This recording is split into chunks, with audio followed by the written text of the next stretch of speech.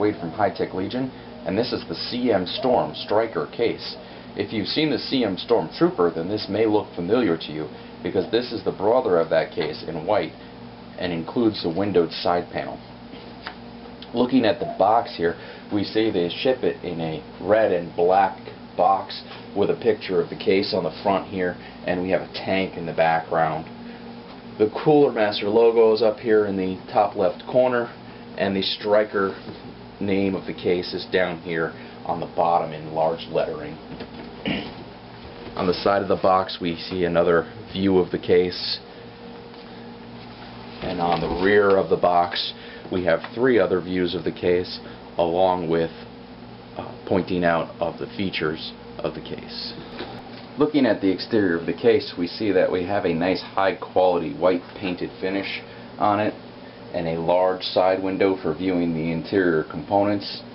We have some mesh right here for air intake, and Cooler Master has also included a rubber coated carrying handle on the top here for moving the case between LAN parties or your home.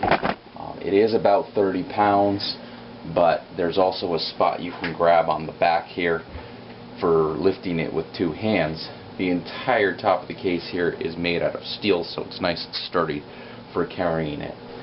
On the front of the case here we have 9 5¼ inch bays, and the little front covers pop off very easily just by squeezing the sides there, and can be replaced very easily just by popping them back into place.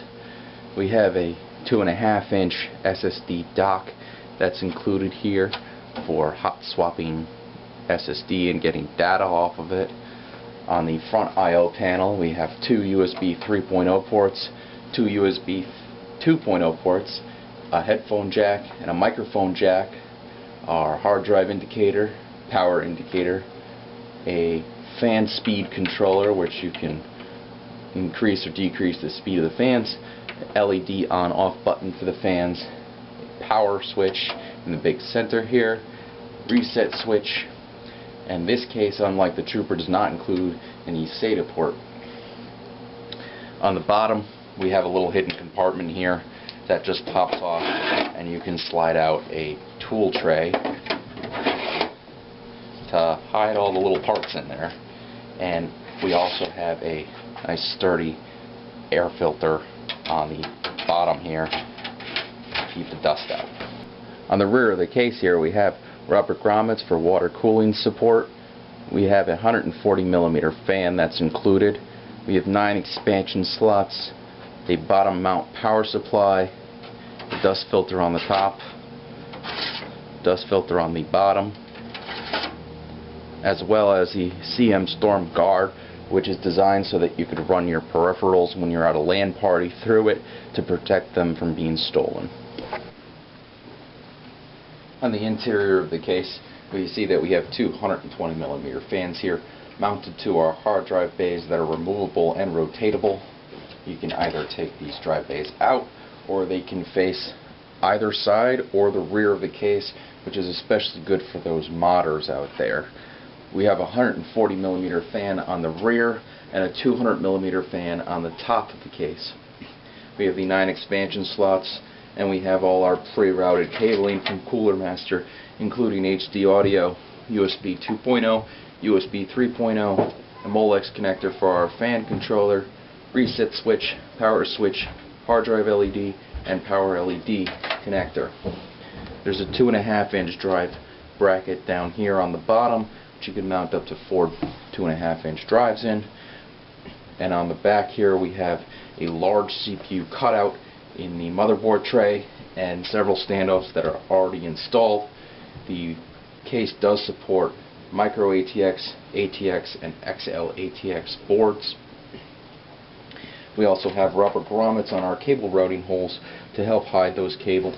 On the other side of the case we can see the large CPU cutout a little bit better, and everything is nice and smooth. There's no sharp edges on any of these parts inside this case.